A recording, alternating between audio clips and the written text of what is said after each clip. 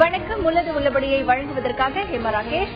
உள்ளது உள்ளபடி நிகழ்ச்சியில் பட்ஜெட் ஸ்பெஷல் குறித்த நிகழ்ச்சியை பார்த்து வருகிறோம். தமிழகத்தில் இருக்கக்கூடிய துறை ரீதியான வல்லுநர்கள் மற்றும் மக்கள் வர இருக்கக்கூடிய மத்திய பட்ஜெட்டில் என்ன விதமான திட்டங்கள், எதிர்பார்ப்புகள் அவர்களுக்கு இருக்கின்றன, துறை சார்ந்த பிரச்சனைகள் எப்படிப்பட்டதாக இருக்கிறது, மத்திய அரசு அவர்களுக்கு ஒதுக்கக்கூடிய திட்டங்களுக்கு போதுமான நிதி இருக்கிறதா, இந்த திட்டங்கள் மக்களை போய் சேர்ந்தடைந்திருக்கிறதா என்பது குறித்த பல்வேறு தகவல்களை பார்த்து வருகிறோம். அந்த வகையில் இன்று நெசவாளர்கள், கைத்தறி மற்றும் விசைத்தறி தொழிலாளர்கள் சந்திக்கக்கூடிய பிரச்சனைகள் என்ன என்பது பற்றி பார்க்க இருக்கிறோம். தமிழகத்தை பொறுத்தவரை கைத்தறி தொழிலாளர்கள் 6 லட்சத்திற்கும் மேற்பட்டோரும், விசைத்தறி தொழிலாளர்கள் 15 லட்சத்திற்கும் மேற்பட்டோரும் அவர்களுடைய வாழ்வாதாரமாக இந்த தொழில் இருந்து வருகிறது.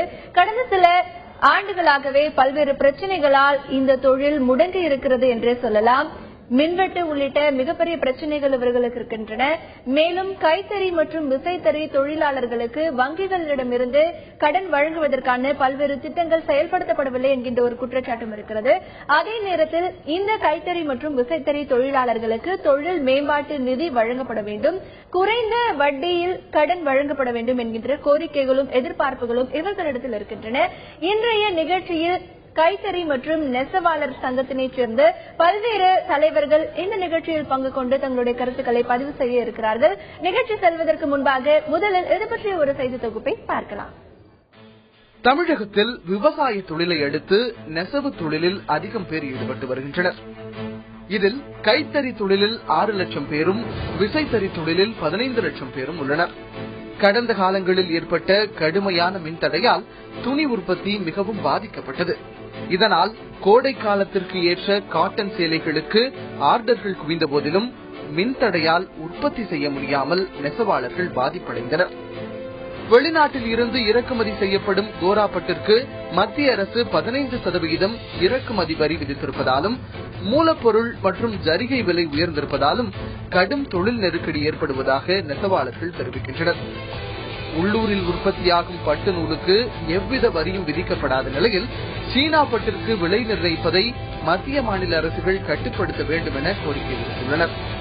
மேலும் நிலையில்லாத தங்க வெள்ளி ஜரிகையின் விலையும் நெசவாளர்களை பாதிப்பிற்குள்ளாக்கியுள்ளது. 1982ஆம் ஆண்டு மத்திய அரசு 22 ரக ஒதுக்கீட்டு சட்டத்தை அமல்படுத்தியது. இந்த சட்டத்தில் கைத்தறிக்கு ஒதுக்கப்பட்ட ரகங்களை விசைத்தறிகளில் உற்பத்தி செய்ய தடை விதிக்கப்பட்டது. மத்திய மாநில அரசு அதிகாரிகள் ரக ஒதுக்கீட்டு சட்டத்தை பயன்படுத்தி விசைத்தறி தொழிலுக்கு நெருக்கடி கொடுத்து வருவதாக கூறப்படுகிறது. இதனால் இந்த சட்டத்தை திரும்ப பெற வேண்டும் என்கின்றனர் நெசவாளர்கள். தொழில் நலிவடைந்துள்ளதால் வங்கிகளில் வாங்கிய கடன்களை திரும்ப செலுத்த முடியாத நிலையும் ஏற்பட்டுள்ளது. எனவே வங்கிகளில் வழங்கப்பட்டுள்ள கடனை ரத்து செய்ய வேண்டும் என்ற கோரிக்கையும் எழுந்துள்ளது. நெசவு தொழிலுக்கு புத்துயிர் அளிக்குமா மத்திய பட்ஜெட்? இன்றைய உள்ளது உள்ளபடி பட்ஜெட் ஸ்பெஷல் நிகழ்ச்சியில் நெசவு தொழிலில் ஈடுபட்டுக் கொண்டிருக்கிறவர்களின் வாழ்வாதாரம் எப்படி இருக்கிறது, அவர்களுக்கு தேவையான மத்திய அரசு திட்டங்கள் அவர்களுக்கு போய் சேர்ந்திருக்கிறதா, வர இருக்கின்ற பட்ஜெட்டில் அவர்களுடைய எதிர்பார்ப்புகள் என்ன என்பது பற்றி பார்க்க இருக்கிறோம். இந்த நிகழ்ச்சியில் பங்கு பெற்று தங்களுடைய கருத்துக்களை பதிவு செய்வதற்காக சென்னை எக்மோர் செய்தியரங்கில் காத்திருக்கிறார் தமிழ்நாடு கைத்தறி நெசவு தொழிலாளர் சம்மேளன மாநில துணைத் தலைவர் திரு ஸ்ரீனிவாசன். மேலும் இந்த நிகழ்ச்சியில் பங்கு பெற்று நம்முடைய மதுரை செய்தியரங்கில் கருத்துக்களை பதிவு செய்ய காத்திருக்கிறார் வைகை தொழில்நுட்ப பூங்காவைச் சேர்ந்த திரு ராமமூர்த்தி. மேலும் நம்முடைய கோவை செய்தியரங்கில் இன்றைய நிகழ்ச்சியில் இணைந்திருக்கிறார் கூலிக்கு நெசவு செய்யும் விசைத்தறி தொழிலாளர் சங்கத்தின் தலைவர் திரு வேலுச்சாமி. மூவரையும் இந்த நிகழ்ச்சிக்கு வரவேற்கிறோம். தற்பொழுது தமிழகத்தில் இருக்கக்கூடிய கைத்தறி மற்றும் விசைத்தறி தொழிலாளர்கள் எத்தனை பேர் இருக்கிறார்கள், அவர்களுடைய எதிர்பார்ப்புகள் என்ன என்பது உள்ளிட்ட பல்வேறு அடிப்படை விவரங்களை பார்க்கலாம். தமிழகத்தில் கைத்தறி மற்றும் தொழிலாளர்கள் என்று பார்க்கும் பொழுது 6 லட்சம் தொழிலாளர்கள் இந்த தொழிலை நம்பி இருக்கிறார்கள். 2010-2011ஆம் ஆண்டு பார்க்கும் பொழுது இயந்திரங்கள் 2,28,229 இயந்திரங்கள் இருந்திருக்கின்றன.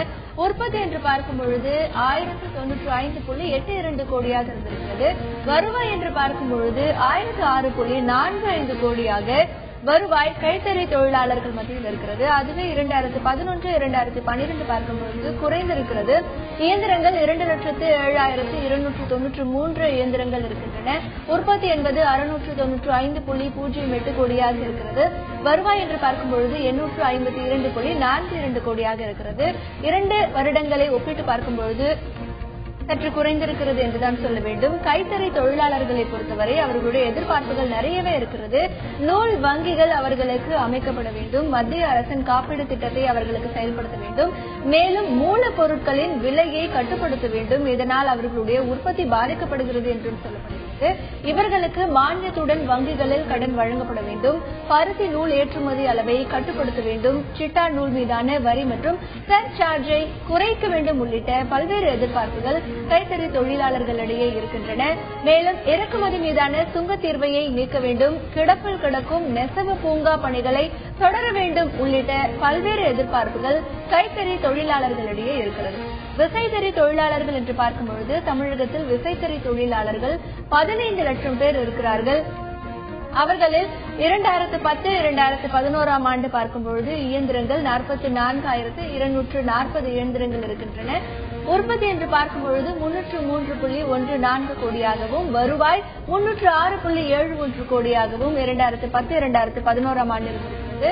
2011-2012 என்று பார்க்கும்பொழுது இயந்திரங்கள் 39,241 இயந்திரங்கள் இருக்கின்றன.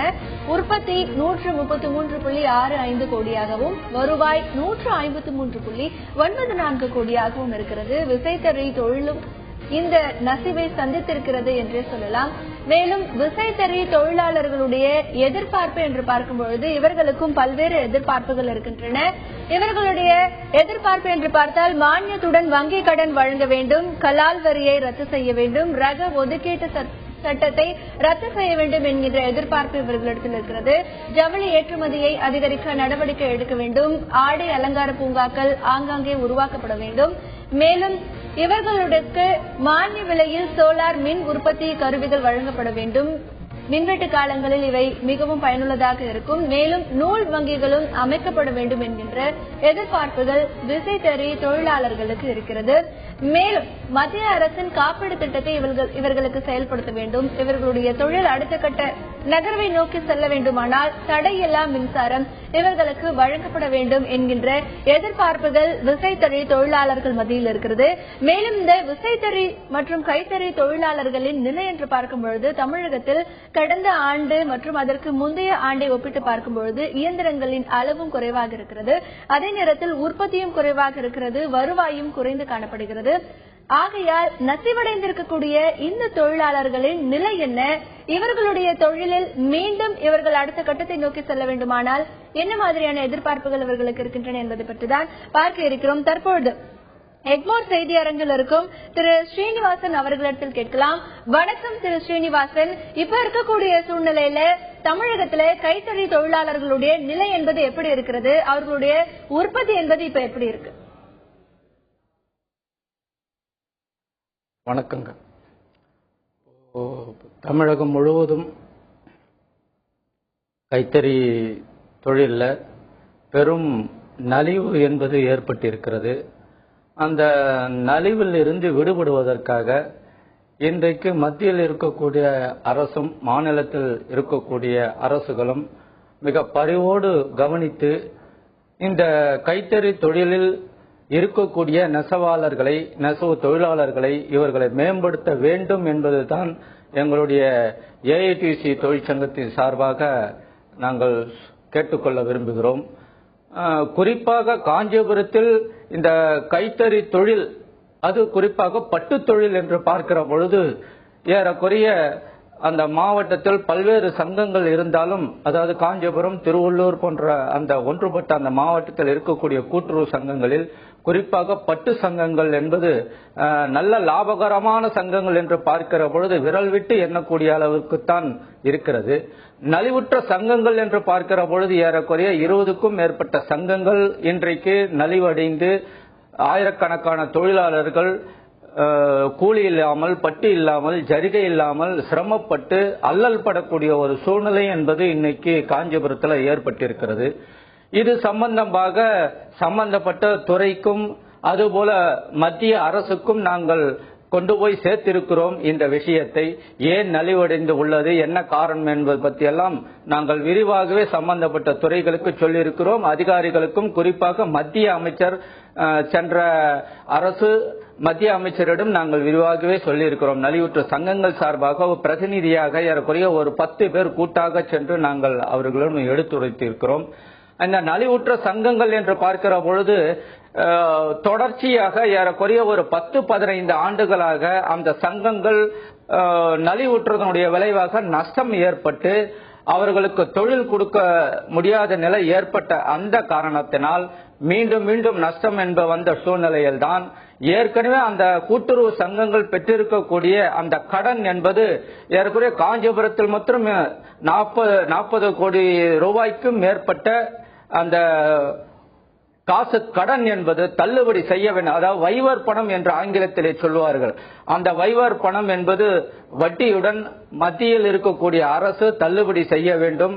இது ஏதோ காஞ்சிபுரத்திற்கு மாத்திரமல்ல, தமிழகம் முழுவதும் இருக்கக்கூடிய சகல நலிவுற்ற சங்கங்களுக்கு இது ஒரு வரப்பிரசாதமாக கிடைக்கும். அப்பதான் அந்த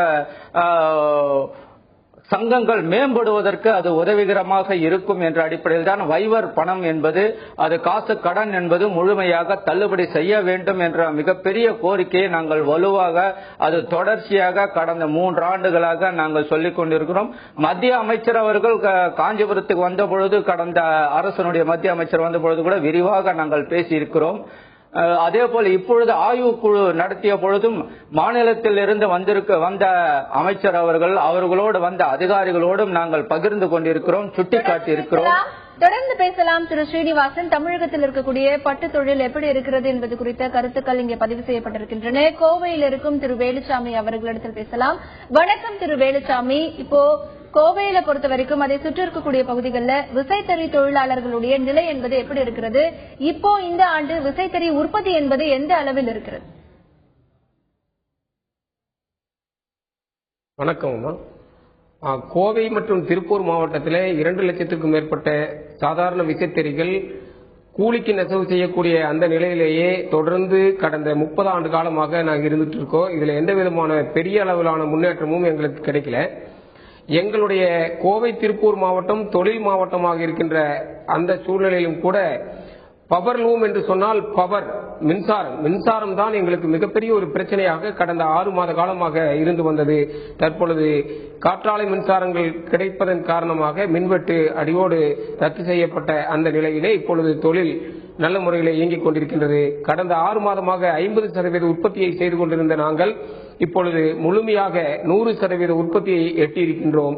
இந்த நிலையிலே எங்களுக்கு வருகின்ற மத்திய அரசினுடைய பட்ஜெட்டின் மூலமாக பல்வேறு கோரிக்கைகளை நாங்கள் இப்பொழுது வைக்க வேண்டிய கட்டாயத்தில் இருக்கின்றோம். காரணம், நாங்கள் ஒரு நாளைக்கு 1,60,00,000 மீட்டர் துணி உற்பத்தி செய்து கொண்டிருக்கின்றோம். அந்த துணி உற்பத்தி செய்கின்ற துணியை விற்பதற்கு எங்களுடைய பகுதியிலே அல்லது எங்களுடைய மாவட்டத்திலே ஒரு ஜவுளி சந்தை இல்லாத ஒரு குறை எங்களுக்கு நீண்ட காலமாக இருந்து வருகின்றது. இந்த குறையை இந்த மத்திய மாநில அரசுகள் உடனடியாக நிவர்த்தி செய்ய வேண்டும் என்பதுதான் எங்களுடைய முதல் கோரிக்கை. காரணம், நாங்கள் உற்பத்தி செய்வதற்கு தயாராக இருக்கின்றோம், உற்பத்தி செய்து விடுகின்றோம். அதை விற்பனை செய்வதிலே இடைத்தரகர்களுடைய தலையீடு ஏராளமாக இருக்கின்றது. எங்களுடைய ஒட்டுமொத்த சொத்தையை இழக்கக்கூடிய நிலையும் கூட இடைத்தரகர்கள் எங்களை ஏமாற்றுவதன் மூலமாக நாங்கள் பாதிக்கப்படுகின்றோம். ஆகவே பல்லடத்தை மையமாக வைத்து எங்களுக்கு ஒரு ஜவுளி சந்தையை மத்திய மாநில அரசுகள் முழுமையான உள்கட்டமைப்பு வசதியோடு எங்களுக்கு செய்து கொடுக்க வேண்டும் என்பதுதான் எங்களுடைய தலையாய கோரிக்கை. அதற்கு அடுத்தபடியாக தமிழகத்திலே நிலவி வரக்கூடிய மின் பற்றாக்குறையை ஒட்டுமொத்தமாக சரி செய்வதற்கு தமிழகத்தில் இருக்கக்கூடிய 1,50,000 மேற்பட்ட விசைத்தறி கூடங்களிலே 5 லட்சம் விசைத்தறிகள் பகல் நேரங்களிலே சூரிய ஒளி மூலம் மின்சாரத்தை தயாரித்து இயக்குவதற்கு நாங்கள் தயாராக இருக்கின்றோம். மத்திய அரசும் மாநில அரசும் மனது வைத்தால் உடனடியாக சூரிய ஒளி மூலமாக மின்சாரம் தயாரிக்கக்கூடிய அந்த கருவிகளை மானியத்தோடு 100% மானியத்தோடு விசைத்தறியாளர்களுக்கு வழங்கினால் இந்த தமிழகத்திலே நிலவக்கூடிய ஒட்டுமொத்த மின் பற்றாக்குறையை எங்கள் மூலமாக நிவர்த்தி செய்து கொள்ள முடியும். நாங்களும் அதற்கு தயாராக இருக்கின்றோம். அதே போல எங்களுடைய விசைத்தறிகள் எல்லாம் 1960ஆம் ஆண்டு வாக்கிலே உருவாக்கப்பட்ட அந்த மாடல் என்று சொல்லக்கூடிய அந்த தறிகள் தான்.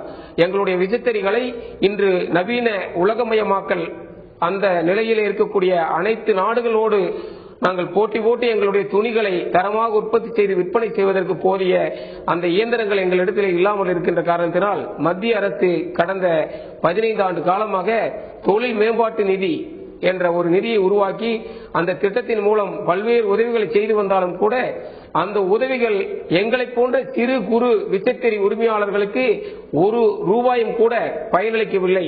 ஆகவே மத்திய மாநில அரசுகள் உடனடியாக இந்த சிறு குறு விசைத்தறி உரிமையாளர்களுக்கு நேரடியாக பயன்படுகின்ற வகையிலே அந்த சாதாரண விசைத்தறிகளை செமி ஆட்டோமேட்டிக் தறிகளாக மாற்றுவதற்கு நவீனப்படுத்துவதற்கு 2 உதிரி பாகங்களை வாட்ஸ்டாப் வெப்ஸ்டாப் என்ற 2 உதிரி பாகங்களை மாற்றினால் போதும். அந்த மாற்றுவதற்கு 25,000 ரூபாய் எங்களுக்கு செலவாகின்றது. அதை 100% மானியத்திலே வழங்கினால் எங்களுடைய அனைத்து விசைத்தறிகளும் செமி ஆட்டோமேட்டிக் தறிகளாக உருவாக்கப்பட்டு அதன் மூலம் உற்பத்தியாகின்ற அந்த துணிகளை ஒரு தரமான துணிகளாக உற்பத்தி செய்து உலக போட்டியிலே நாங்கள் பங்கு கொள்ள முடியும் என்பது எங்களுடைய ஆணித்தரம். தொடர்ந்து பேசலாம். தற்பொழுது இருக்கக்கூடிய விசைத்தறி கூடங்கள் என்பது 50 ஆண்டுகளுக்கு முன்பாக உருவாக்கப்பட்ட ஒரு தொழில்நுட்பத்தில் உருவாக்கப்பட்டது. இதை நவீனப்படுத்த வேண்டும் என்கின்ற எதிர்பார்ப்பு இவர்களிடத்தில் இருக்கிறது. வேறு என்னென்ன எதிர்பார்ப்புகள் என்பது உள்ளிட்ட பல்வேறு தகவல்களை பார்க்கலாம்.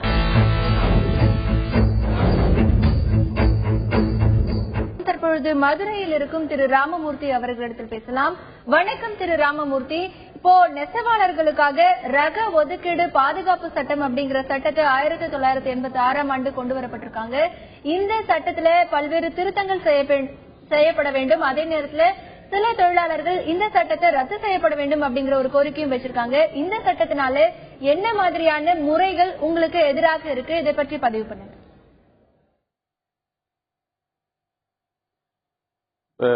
ஏற்கனவே கைத்தறி என்பது ஒரு நலிவடையக்கூடிய தொழிலாக மாறி வரக்கூடிய நிலைமையில அது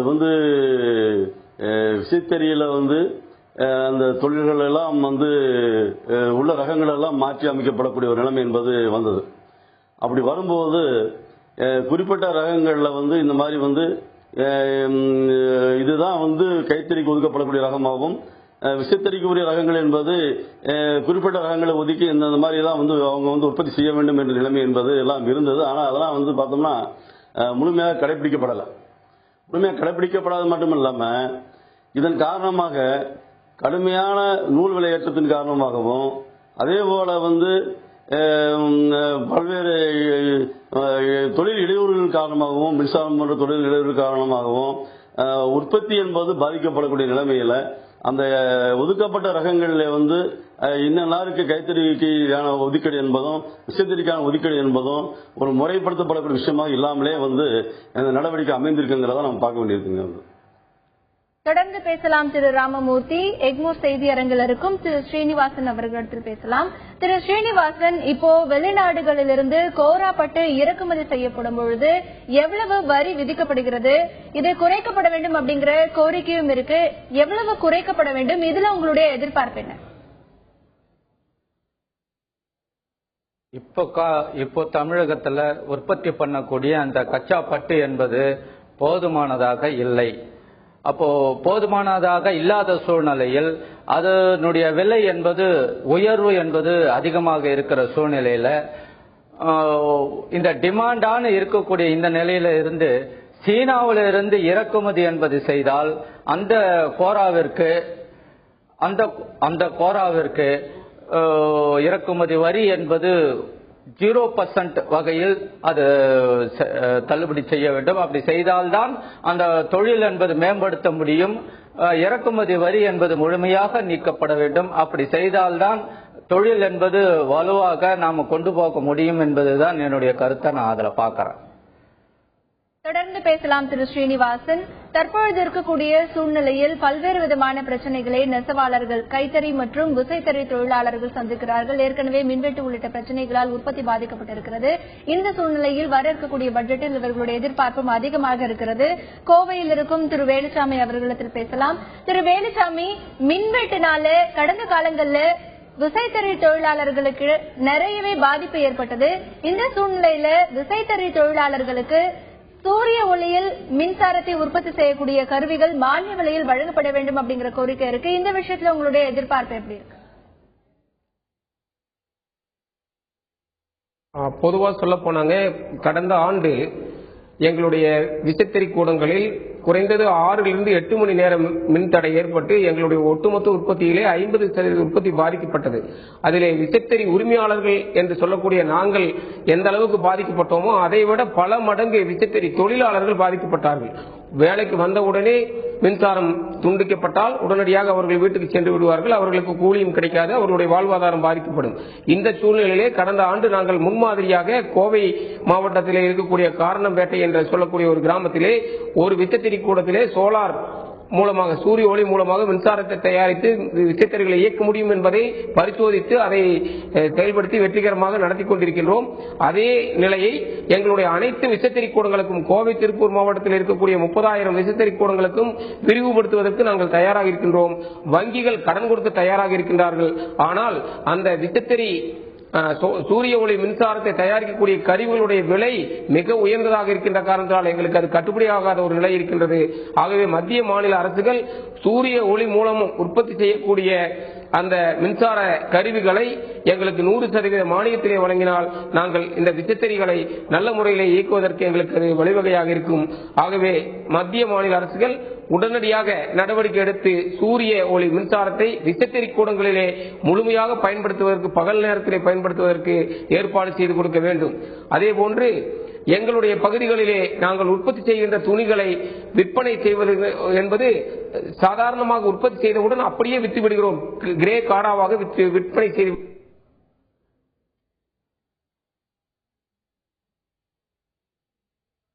தொடர்ந்து பேசலாம் திரு வேலுச்சாமி. தற்பொழுது இருக்கக்கூடிய சூழ்நிலையில் மின்வெட்டு காரணமாக பல நேரங்களில் இந்த விசைத்தறி தொழிலாளர்கள் கடுமையான பாதிப்பை சந்தித்து வருகிறார்கள். இந்த சூழ்நிலையில் மத்திய அரசு 100% மானியத்தில் சூரிய ஒளியில் மின்சாரத்தை உற்பத்தி செய்யக்கூடிய கருவிகளை இவர்களுக்கு வழங்கப்பட்டால் நிச்சயமாக பேருதவியாக இருக்கும் என்கின்ற எதிர்பார்ப்பு இவர்களிடத்தில் இருக்கிறது. தற்பொழுது மதுரையில் இருக்கும் திரு ராமமூர்த்தி அவர்களிடத்தில் பேசலாம்.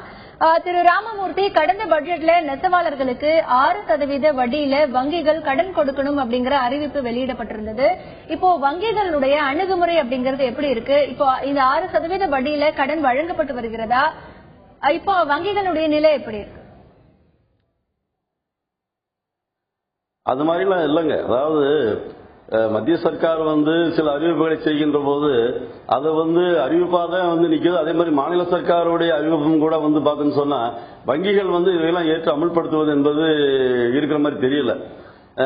நெசவாளர்களுக்கு பாத்தீங்கன்னு சொன்னீங்கன்னா, கைத்தறி நெசவாளர்களை பொறுத்தவரையிலும் ஒரு கடுமையான பாதிப்பு என்பது இருக்குது. அதே மாதிரி பாத்தீங்கன்னா விசைத்தறிகள் மாவட்டம் இப்ப பாத்தீங்கன்னா உயர் தொழில்நுட்ப நெசவு பூங்கா என்று சொல்லி மத்திய அரசினுடைய திட்டத்தில் இந்த நெசவு பூங்காக்களை உருவாக்கக்கூடிய அடிப்படையில் தமிழ்நாட்டில் 4 பூங்காக்கள் கூட இன்னைக்கு உருவாக்குறதுக்கான நடவடிக்கை எடுத்தாங்க. எங்களுடைய வைகை நெசவு பூங்காவுக்கான பணிகளை துவங்கி கூட நாங்கள் அதுக்கான நடவடிக்கைகளை பார்த்துட்டு இருக்கிறோம். இன்னும் அந்த பூங்கா தொடங்கப்படாத நிலைமை என்பதோடு இருக்கு. அதுல என்ன காரணம் சொல்லி பார்த்தோம்னா, மத்திய அரசாங்கம் புதிய நவீன தமிழ் தொழில் திட்டத்தின் கீழே இந்த ஜவுளி பூங்காக்களை உருவாக்குகின்ற போது அதுக்கான இன்ஃப்ராஸ்ட்ரக்சருக்கு முழுமையாக மத்திய சர்க்கார் நிதி உதவி அளித்து அதை தேவையான இன்ஃப்ராஸ்ட்ரக்சர் போல உருவாக்கி கொடுப்போம்னு சொன்னாங்க. அந்த அடிப்படையில் ஜவுளி தொழில் நவீனப்படுத்துவோம், சந்தையை உருவாக்குவோம், வெளிநாடுகளுக்கு ஏற்றுமதி செய்யக்கூடிய அளவுக்கு தரத்தை உற்பத்தி செய்வோம், அந்நிய செலவாணி என்பது கிடைப்பதற்கான வாய்ப்புகளை உருவாக்குவோம் என்பது மத்திய சர்க்காருடைய நோக்கம். அதற்காகவே இந்த திட்டம் என்பது உருவாக்கப்பட்டது. இப்ப பார்த்தோம்னு சொன்னா இந்த திட்டத்தில் SITP சொல்லக்கூடிய புதிய திட்டம் வந்ததுக்கு பின்னால 40% நிதி என்பது மத்திய சர்க்கார் இப்ப கொடுத்துட்டு இருக்கிறாப்ல. மாநில சர்க்கார் 9% நிதி என்பது கொடுத்திருக்குது. 49% நிதி போக 15% முதலீடு முதலீட்டாளர்கள் வழங்கப்பட வேண்டும் என்ற நோக்கத்தோடு இந்த திட்டம் உருவாக்கப்பட்டு கிட்டத்தட்ட 40 ஏக்கர் நிலம் கூட நாங்க இன்னைக்கு வாங்கி அந்த 40 ஏக்கர் நிலத்திலையும் கூட இன்னைக்கு பார்த்தோம்னு சொன்னா கிட்டத்தட்ட 90 முதலீட்டாளர், சிறு முதலீட்டாளர்கள் கூட அது பணம் கட்டி அதுக்கெல்லாம் தொழில் துவங்க ரெடியா இருந்தாங்க. ஆனா மத்திய அரசாங்கம், மாநில அரசாங்கம் 50% அளவிற்கு நிதி உதவி செய்யக்கூடிய ஒரு திட்டத்திற்கே கூட வங்கிகளுடைய நிதி உதவி என்பது இல்லாத காரணத்தினாலதான் கிட்டத்தட்ட 10 ஆண்டுகளாக இந்த திட்டமே இன்னும் துவங்கப்படாத நிலைமையில இருந்துட்டு இருக்குங்கிறது ஒரு வேதனை விஷயம் நாங்க பார்க்க வேண்டியிருக்கு. காரணம் என்னன்னா, நாங்க வாங்கியிருக்கக்கூடிய 40 ஏக்கர் நிலத்தை கூட முழுமையாக இன்னைக்கு நாங்க கொடுத்திருக்கிறோம். வங்கிகளுக்கு அடமானமா கொடுத்திருக்கிறோம். மத்திய மாநில அரசு நிதி என்பது இருக்குது. இருந்த போதிலும் கூட பார்த்தோம்னு சொன்னா இந்த தொழில் துவங்குவதற்கு வங்கிகள் ஏன் தயங்குதுன்னு ஒண்ணுமே எனக்கு புரியல, என்ன காரணம் புரியல. அப்ப மத்திய அரசோட திட்டமே அடிபட்டு போகக்கூடிய நிலைமை தான் இருக்குது.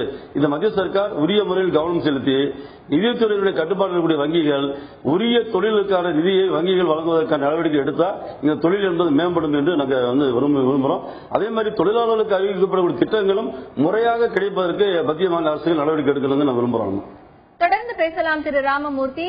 நெசவாளர்களுக்காக பல்வேறு திட்டங்கள் ஆண்டுதோறும் பட்ஜெட்டில் அறிவிக்கப்பட்டுதான் வருகின்றன. ஆனால் அந்த திட்டங்கள் தொழிலாளர்களை முறையாக போய் சேர்வதில்லை என்கின்ற ஒரு குற்றச்சாட்டும் இருக்கிறது.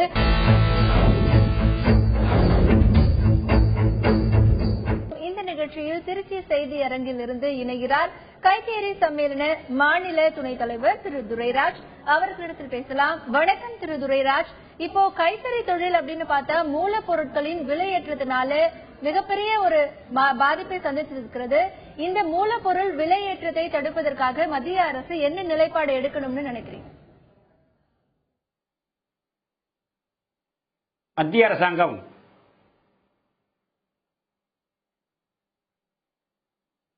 தொடர்ந்து பேசுங்க திரு துரைராஜ்.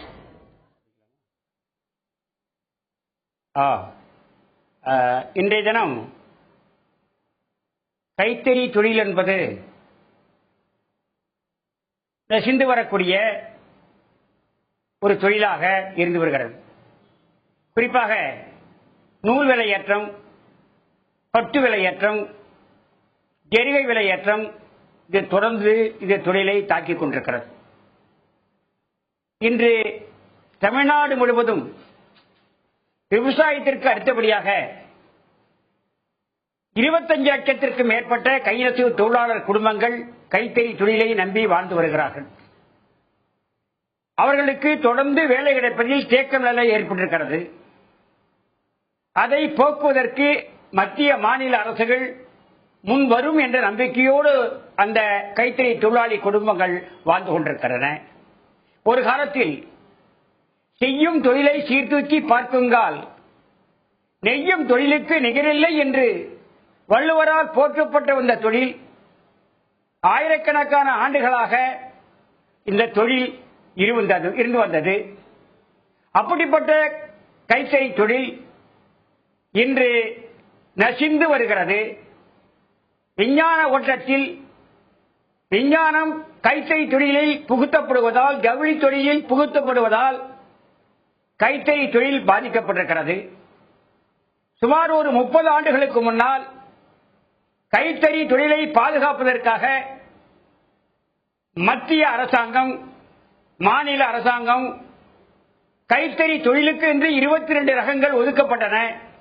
திரு துரைராஜ், இப்போ கைத்தறி தொழில இப்ப இருக்கக்கூடிய சூழ்நிலையில என்ன மாதிரியான பிரச்சனைகள் எல்லாம் கைத்தறி தொழிலாளர்கள் சந்திச்சுட்டு இருக்காங்க?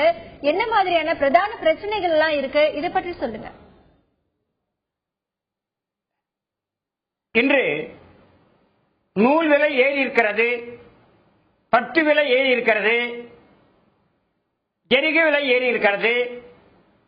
இன்று கைத்தறிக்கு என்று ஒரு 11 ரகம் குறிப்பிட்டிருக்கிறார்கள். 22 ரகங்கள் 11ஆக குறைக்கப்பட்டு அந்த 11 ரகங்கள் கூட கைத்தறிக்கு உறுதியில்லாமல் இருக்கிறது.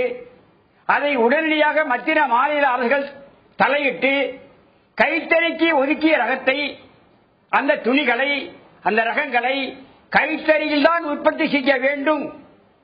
அதை விசைத்தறியிலோ ஆலையிலோ உற்பத்தி செய்யக்கூடாது என்று உறுதி செய்து அந்த கைத்தறி தொழிலை பாதுகாக்க வேண்டும்.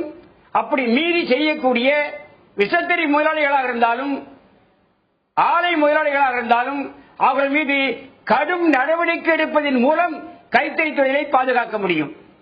அதோடு இன்று நூல் விலை ஏற்றத்தை தடுப்பதற்காக, பட்டு விலை ஏற்றத்தை தடுப்பதற்காக பட்டு இறக்குமதிக்கு போடப்பட்டுள்ள வரிகளை, நூலுக்கு போடப்பட்டுள்ள, சிற்றா நூலுக்கு போடப்பட்டுள்ள வரிகளை ரத்து செய்து அந்த நூலையும் பட்டையும் 40% மானிய விலையில் மத்திய மாநில அரசுகள் அந்த மானியத்தை கொடுத்து அந்த கைத்தறி தொழிலுக்கான சிற்றா நூல் விலையை, பட்டு நூல் விலையை குறைக்க நடவடிக்கை எடுக்க வேண்டும்.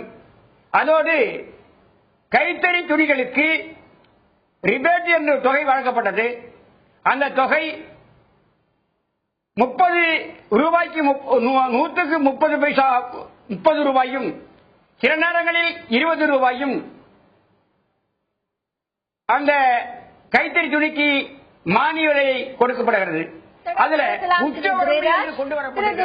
தொடர்ந்து பேசலாம். கோவையில் இருக்கும் திரு வேலுச்சாமி அவர்களிடத்தில் பேசலாம். திரு வேலுச்சாமி, இப்போ விசைத்தறி தொழிலாளர்களுக்காக மத்திய அரசு சார்பாக காப்பீடு திட்டம் என்பது நடைமுறையில் இருக்கிறது. அந்த காப்பீடு திட்டம் அப்படிங்கிறது விசைத்தறி தொழிலாளர்களுக்கு முறையாக போய் சேர்ந்திருக்கிறதா? இதை பற்றி உங்களுடைய எதிர்பார்ப்பு என்ன? விசைத்தறி ஜவுளி தொழிலை பொறுத்தவரை விசைத்தறி முதலாளிகளுக்கு அடுத்தபடியாக இருக்கக்கூடியது விசைத்தறி தொழிலாளர்கள். அவர்களுடைய வாழ்வாதாரம் முற்றிலுமாக பாதிக்கப்பட்டிருக்கின்றது. எங்களுடைய கோவை திருப்பூர் மாவட்டத்திலே இருக்கக்கூடிய 2 லட்சத்திற்கும் மேற்பட்ட விசைத்தறிகளை இயக்குவதற்கு பல லட்சம் தொழிலாளர்கள் தென் மாவட்டத்தில் இருந்து இங்கு வந்து பல ஆண்டுகளாக 15 ஆண்டுகளுக்கு மேலாக இங்கேயே இருந்து எங்களோடு குடும்பமாக இருந்து தொழில் செய்து வந்து கொண்டிருக்கிறார்கள்.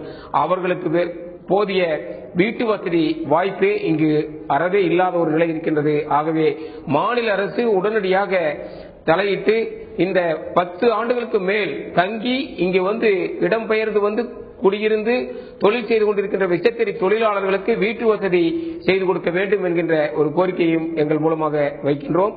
அதேபோன்று மத்திய அரசு மூலமாக வழங்கப்படுகின்ற அந்த நெசவாளர் காப்பீட்டு திட்டங்கள் குறித்து முழுமையான ஒரு விழிப்புணர்வு இல்லாத ஒரு நிலை இருக்கின்றது.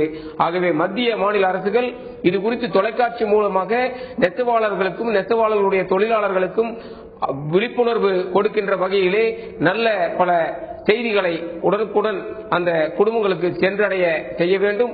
அதே போல அவர்களுக்கு காப்பீடு திட்டத்தை விரிவுபடுத்தி எந்த ஒரு பாதிப்பும் தொழிலாளர்களுக்கு ஏற்படாத வகையிலே மத்திய மாநில அரசுகள் திட்டங்களை கொடுக்க வேண்டும் என்று எங்கள் சார்பாக கேட்டுக்கொள்கின்றோம். அதே போன்று பல்லடம் திருப்பூர் மாவட்டத்திலே 2 லட்சத்துக்கு மேற்பட்ட விசைத்தறிகள் இருந்தாலும் கூட இந்த விசைத்தறிகளை இயக்குவதற்கோ விசைத்தறிகள் குறித்து பயிற்சி கொடுக்கக்கூடிய ஒரு நிறுவனம் இல்லாத ஒரு நிலை இங்கு இருந்து கொண்டிருக்கின்றது.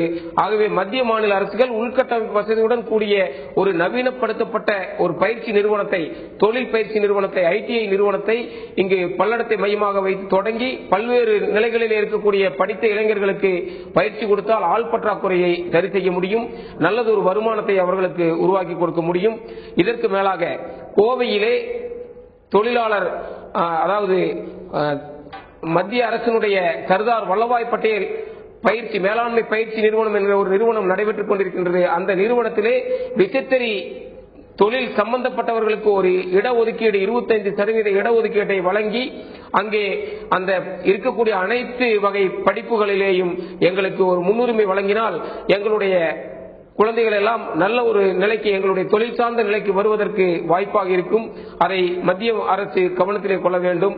இதற்கெல்லாம் மேலாக வெளிநாடுகளிலிருந்து வரக்கூடிய வியாபாரிகளையும் இங்கே உள்ளூரில் இருக்கக்கூடிய உற்பத்தியாளர்களையும் இருவரும் சந்திக்கக்கூடிய பையர் செல்லர் மீட் என்று சொல்லக்கூடிய அந்த நிகழ்ச்சிகளை மாவட்ட தலைநகர்களில் ஏதோ 5 ஸ்டார் ஹோட்டல்களில் வைத்து மத்திய அரசினுடைய டெக்ஸ்டைல் கமிஷனர் ஆபீஸ் செய்து கொண்டிருக்கின்றது.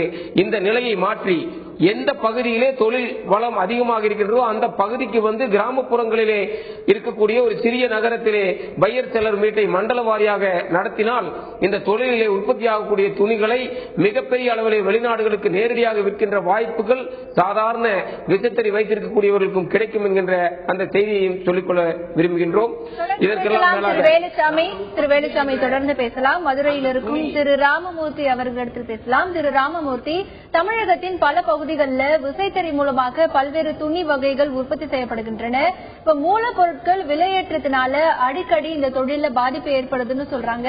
அந்த வகையில மத்திய அரசு சார்பாக நூல் வங்கிகள் அமைக்கப்பட வேண்டும் அப்படிங்கிற கோரிக்கையும் இருக்கு. இந்த நூல் வங்கிகள் அமைக்கப்படுவதற்காக என்ன நடவடிக்கைகள் எடுக்கணும்? அப்படி அமைக்கப்பட்டால் என்ன விதமான பயன்களை இது தரும்? நீங்க சொல்வது ரொம்ப சரியான விஷயம்னு நாங்க பாக்குறாங்க. காரணம் என்னன்னு சொன்னா, நீங்க ஆரம்பத்தில் குறிப்பிட்டது போல இந்தியா வந்து விவசாயம் சார்ந்த நெசவு தொழில் தான் இந்த நாட்டினுடைய பிரதானமான தொழில். வந்து மக்களுடைய அடிப்படையான தேவைகளை பூர்த்தி பண்ணக்கூடிய தொழிலும் இந்த 2 தொழில் தான். அந்த அடிப்படையில் பார்த்தோம்னு சொன்னா, பருத்தி உற்பத்தி என்பது நம்ம நாட்டினுடைய பிரதானமான உற்பத்தியாக இருந்த நிலைமை என்பது இன்றைக்கு வெகுவாக மாறி இருக்குன்னு பாக்குறோம். நம்ம பருத்தி உற்பத்தி வெகுவாக குறைந்து போய் இருக்கக்கூடிய நிலைமையில பஞ்சியை வெளிநாட்டுக்கு ஏற்றுமதி பண்ணுவதற்கான நடவடிக்கையை மத்திய சர்க்கார் தொடர்ந்து செய்து வந்ததன் விளைவாக, அதே நேரத்தில் நூலை இறக்குமதி செய்வது என்ற ஒரு மோசமான கொள்கையின் விளைவாக இந்த தொழில் என்பது ஒரு பெரும் நசிவுக்கு ஆளாகக்கூடிய நிலைமை என்பது தமிழகத்திலும் இந்தியாவிலும் ஏற்பட்டிருக்கிறத நம் கண்கூட பாக்கிறோம். நூல் ஆலைகளை பூரா டெக்ஸ்டைல்ல பூரா பாத்தீங்கன்னா ஒரு கடுமையான பாதிப்பு. பஞ்சு விலை உள்நாட்டில் உரிய விலை என்பது இல்லாம தார்மாரான விலைக்கு பஞ்சு விலையை ஏற்றிட்டு அதை வெளிநாட்டுக்கு ஏற்றுமதி பண்ணி, அதே நேரத்தில் வெளிநாட்டிலிருந்து இறக்குமதி பண்ணக்கூடிய நூலுக்கு விலைவாசிகளை கட்டுப்படுத்தப்படாம இங்க விலைவாசிகளை அதிகமாக கொடுத்து நூலை வாங்கி உற்பத்தி பண்ணக்கூடிய நிலைமையை உருவாக்கி, இதன் காரணம் என்ன நிலைமை ஏற்பட்டுன்னு சொன்னா, இன்னைக்கு கைத்தறிக்கான ரகங்கள் என்பது ஒதுக்கப்பட்டு கைத்தறி தொழில் என்பது முறைப்படுத்தப்படல. கைத்தறியினுடைய உற்பத்திக்கான பொருள் என்பது செலவினம் என்பது அதற்கான விலைவாசி என்பது கிடைக்காத நிலைமை.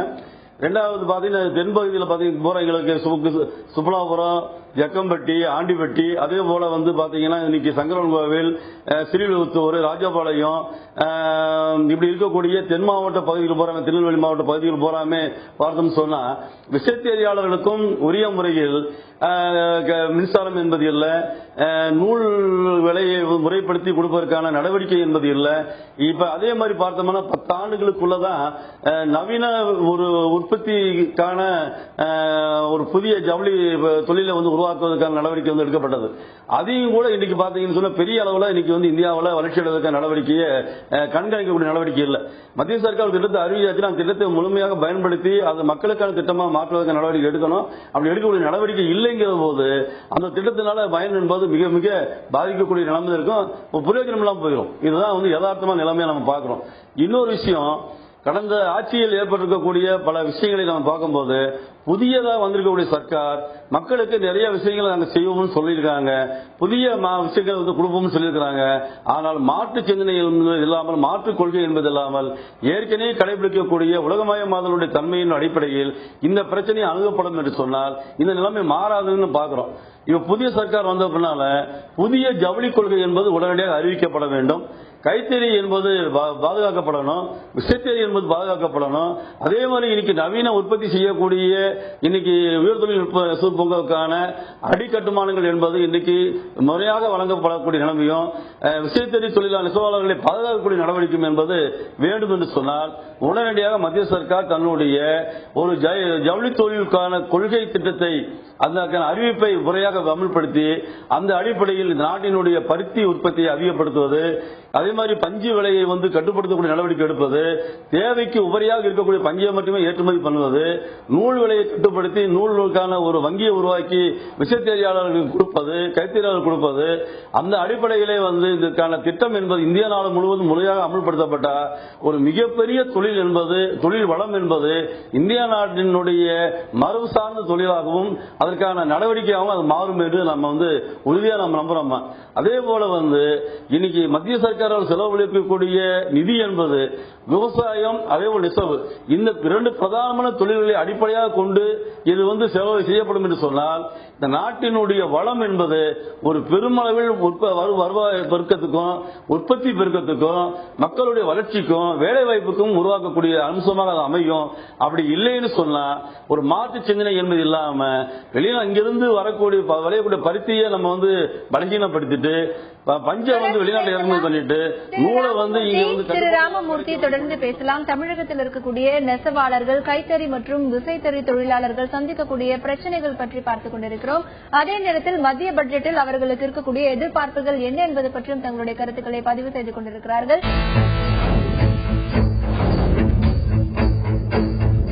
சென்னை எக்மோ ஸ்டுடியோவில் இருக்கும் திரு ஸ்ரீனிவாசன் அவர்களிடத்தில் பேசலாம். திரு ஸ்ரீனிவாசன், இப்போ வர இருக்கக்கூடிய மத்திய பட்ஜெட்ல பட்ட தொழிலுக்கு என்ன மாதிரியான அறிவிப்புகளை நீங்க எதிர்பார்க்கறீங்க? உங்களுடைய எதிர்பார்ப்புகள் என்ன?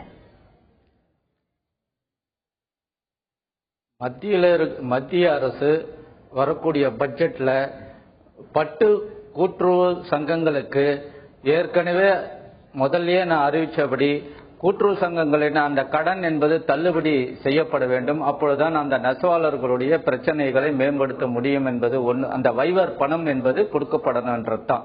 இது இப்போ இருக்கக்கூடிய அரசுக்கும் நாங்கள் முறையாக தகவல் சொல்லியிருக்கிறோம், கொண்டு போய் சேர்த்தும் இருக்கிறோம் சம்பந்தப்பட்ட துறைக்கு. அது வைவர் பணம் என்பது தள்ளுபடி செய்ய வேண்டும். அடுத்தபடியாக மத்திய அரசு 7% வட்டி மானியம் என்பது கைத்தறிக்கு கொடுக்கப்பட வேண்டும் என்பதுதான் நாங்கள் முழுமையாக கேட்கிறோம். அதே போல விற்பனைக்கு தயார் பண்ணக்கூடிய இந்த சேலைகள், அது காட்டன் ஆனாலும் சரி அல்லது விசைத்தறியில் உற்பத்தி ஆகக்கூடிய சேலைகள் ஆனாலும் சரி அல்லது பட்டு சேலைகள் ஆனாலும் சரி, அனைத்தும் விற்பதற்கு உண்டான விற்பனை மையத்தை அனைத்து பகுதிகளிலும் உருவாக்கப்பட வேண்டும் என்பதுதான் நாங்கள் எதிர்பார்க்கின்றோம். குறிப்பாக விவசாயிகளுக்கு எப்படி கடன் தள்ளுபடி செய்து முழுமையாக பக்கபலமாக மத்திய அரசு இருக்கிறதோ அதுபோல் நெசவாளர்களுக்கும் இருக்க வேண்டும் என்பதுதான் எனது கோரிக்கையாக நாங்கள் பார்க்கிறோம் நெசவாளர் சார்பாக. தொடர்ந்து பேசலாம் திரு ஸ்ரீனிவாசன். கோவையில் இருக்கும் திரு வேலுச்சாமி அவர்களிடத்தில் பேசலாம். திரு வேலுச்சாமி, வர இருக்கக்கூடிய மத்திய பட்ஜெட்ல விசைத்தறி தொழில் மேம்படணும் அப்படின்னா என்ன மாதிரியான அறிவிப்புகளை நீங்க எதிர்பார்க்கறீங்க? பொதுவாகவே மத்திய பட்ஜெட்ல எங்களுடைய விசைத்தறிகளுக்கு சாதாரண விசைத்தறிகளை நவீனப்படுத்துவதற்கு கடந்த ஆண்டு அரசு அறிவித்த திட்டம் செயல்படுத்தப்படாமல் இருக்கின்றது. அந்த டப் திட்டத்தின் மூலமாக உடனடியாக அந்த சாதாரண விசைத்தறிகளை செமி ஆட்டோமேட்டிக் தறிகளாக மாற்றுவதற்குரிய நிதியை ஒதுக்கீடு செய்து அதை எளிய முறையிலே எங்களை போன்ற விசைத்தறி உரிமையாளர்கள் சங்கங்கள் மூலமாக அரசு தலையீடு இல்லாமல் எளிமையாக விசைத்தறியாளர்களுக்கு சென்று சேர்கின்ற வகையிலே அந்த திட்டத்தை விரிவுபடுத்த வேண்டும். அது உடனடியாக செயல்பாட்டுக்கு வர வேண்டும்.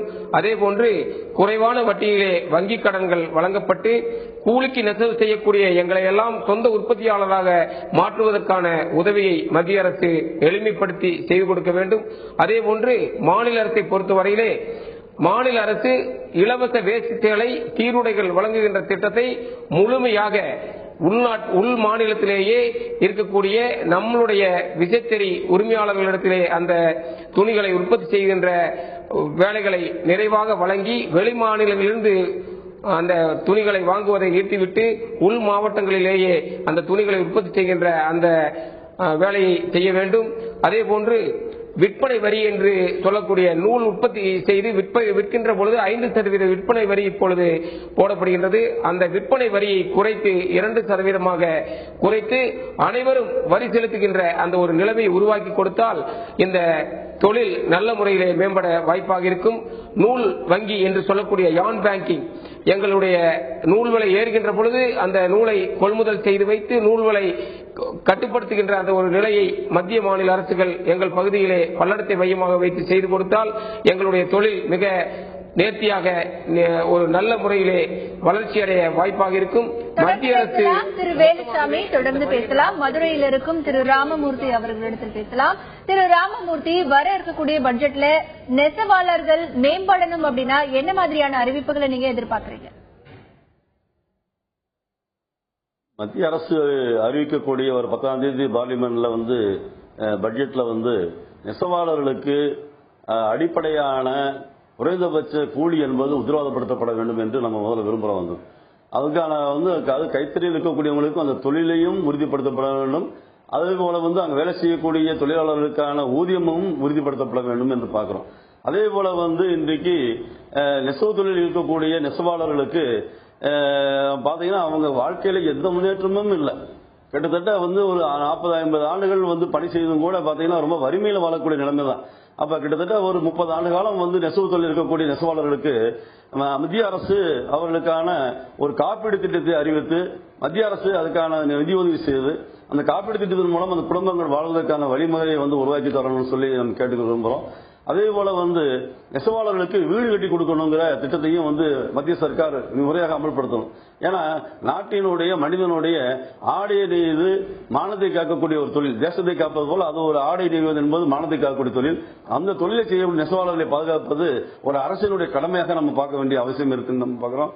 அதே மாதிரி பார்த்தோம்னு சொன்னா நெசவாளர்களுக்கு ஒரு குறைந்தபட்ச வங்கிகளுடைய கடன் உதவி, ஏற்கனவே சொன்ன மாதிரி பாத்தீங்கன்னா கடன் உதவி என்பதெல்லாம் முழுமையாக அவங்களுக்கு கிடைக்கிறதில்ல. அதுல வந்து பாத்தீங்கன்னா பல்வேறு விஷயங்கள், பல்வேறு நெருக்கடிகளை வந்து வங்கிகள் கொடுக்கறதுனால அந்த கடன் வாங்குறதுக்கு அவங்க போல தயங்கக்கூடிய நிலைமை என்பதெல்லாம் இருக்குது. அவையெல்லாம் எளிமைப்படுத்தப்பட்டு அவர்களுடைய வாழ்க்கையினுடைய முன்னேற்றத்திற்கு தேவைகளுக்கு வங்கி கடனுதவி என்பது கிடைப்பதற்கான நடவடிக்கையை வந்து மத்திய சர்க்கார் செய்யணும். திரு ராமமூர்த்தி தொடர்ந்து பேசலாம். திருச்சியில் இருக்கும் திரு துரைராஜ் அவர்களிடத்தில் பேசலாம். திரு துரைராஜ், வர இருக்கக்கூடிய பட்ஜெட்ல நெசவாளர்கள் மேம்படணும் அப்படின்னா என்ன மாதிரியான அறிவிப்புகளை நீங்க எதிர்பார்க்கறீங்க? மத்தியில ஒரு ஆட்சி மாற்றம் ஏற்பட்டிருக்கிறது என்பதை கைத்தறி நெசவாளர்கள் தங்களுக்கு ஏராளமான சலுகை கிடைக்கும் என்று ஆவலோடு எதிர்பார்த்துக் கொண்டிருக்கிறார்கள் இந்த பட்ஜெட்டை. ஆகவே கைத்தறி நெசவாளர்களுக்கு அவர்களுடைய வாழ்க்கை முன்னேற்றத்திற்காக நிதி ஒதுக்கீடுகளை கூடுதலாக ஒதுக்க வேண்டும். நெசவாளர்களுக்கு சொந்த வீட்டு மனை கூட இல்லாத நெசவாளர்கள் வாழ்ந்து கொண்டிருக்கிறார்கள். அந்த சொந்த வீடு மனை கூட இல்லாத நெசவாளர்களுக்கு நெசவாளர்கள் வாழ்வதற்காக, அவர்களுடைய வளம் பெறுவதற்காக, அவர்களுக்கு சொந்த வீடு வேண்டும் என்பதற்காக அவர்களுக்கு அரசு, மத்திய அரசு தங்களுடைய நிதி ஒதுக்கீட்டில் இடம் வாங்கி கொடுத்து அவர்களுக்கு காலனி கட்டி கொடுப்பதன் மூலம் அவர்களுடைய வீட்டு பசியை, குடியிருக்கும் வீடு அவர்களுக்கு கிடைக்க வாய்ப்பு இருக்கிறது. அதை நெசவாளர்கள் வீடு கிடைக்கும் என்று ஆவலோடு எதிர்பார்த்துக் கொண்டிருக்கிறார்கள். ஏற்கனவே நெசவாளர் காலனி என்று பல்வேறு பகுதிகளில் அமல்படுத்தப்பட்டிருக்கிறது, கட்டிக் கொடுத்திருக்கிறார்கள்.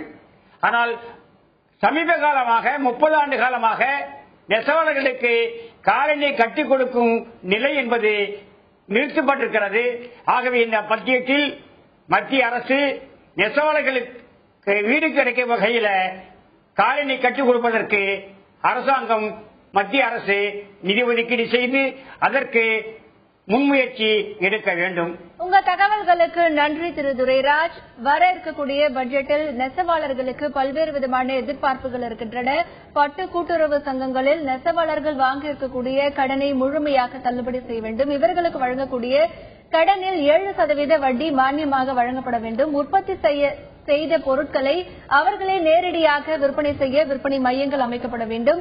மேலும் தற்பொழுது இருக்கக்கூடிய சூழ்நிலையில் சாதாரண விசை கூடங்கள் 50 ஆண்டுகளுக்கு முன்னால் ஏற்படுத்தப்பட்டதாக இருக்கிறது. அதை நவீன விசை தறி கூடங்களாக மாற்றப்பட வேண்டும். குறைவான வட்டியில் வங்கிகள் இவர்களுக்கு கடன் வழங்கப்பட வேண்டும். விற்பனை வரியை குறைக்க வேண்டும். மூலப்பொருட்களின் விலையேற்றத்தை தடுக்க மத்திய அரசு சார்பாக நூல் வங்கிகள் ஆங்காங்கே அமைக்கப்பட வேண்டும்.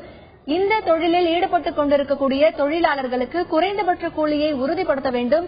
இவர்களுக்கு தேவையான காப்பீடு திட்டத்தை மத்திய அரசு சரியான முறையில் நடைமுறைப்படுத்த வேண்டும். ஜவுளி விற்பனை பூங்கா நடைமுறைப்படுத்த வேண்டும். நெசவாளர்களுக்கு மத்திய அரசு சார்பாக இருக்க வீடு கட்டி கொடுக்க வேண்டும். ஒவ்வொரு வருடமும் நெசவாளர்களுக்கு நிதி ஒதுக்கப்பட்டு வருவது, அந்த நிதியை விட கூடுதலாக நிதி ஒதுக்கப்பட வேண்டும் என்கின்ற எதிர்பார்ப்புகள் இந்த பட்ஜெட்டில் நெசவாளர்களுக்கு இருக்கிறது. இந்த நிகழ்ச்சியில் பங்கேற்று தங்களுடைய கருத்துக்களை பதிவு செய்த திரு ஸ்ரீனிவாசன், திரு ராமமூர்த்தி, திரு வேலுசாமி மற்றும் திரு துரைராஜ் ஆகியோருக்கு நன்றி. மீண்டும் ஒரு உள்ளது உள்ளபடி நிகழ்ச்சியில் இணையலாம். இணைந்திருங்கள்.